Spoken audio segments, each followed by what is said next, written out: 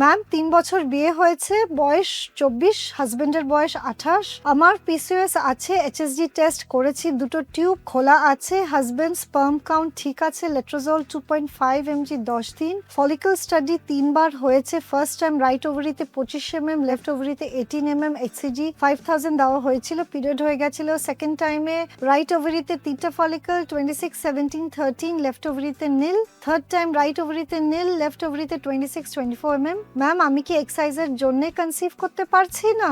এটা বলা যাবে না যে আপনি এক্সারসাইজের জন্য কনসিভ করতে পারছেন না, আপনার এক্সারসাইজ কিন্তু একদম ঠিক আছে। আমরা যখন ওভুলেশন ইন্ডাকশন মেডিসিনস দিচ্ছি, আমরা জেনারেলি 18 থেকে 20 mm এর সাইজে ডিম ফোটার ইনজেকশনস দিয়ে থাকি। আপনার follicular size up to 30 mm অবধিও কিন্তু আমরা ডিম ফোটার ইনজেকশন দিতে পারি। আপনার একবার কনফার্ম করা উচিত যে আপনার যে এত ফলিকলস তৈরি হচ্ছে এইগুলো আদৌ ঠিক করে ওভুলেশন হচ্ছে কি হচ্ছে না, আর তার সাথে একবার আপনার হাজবেন্ড টেস্টটা রিপিট করে নেওয়া উচিত।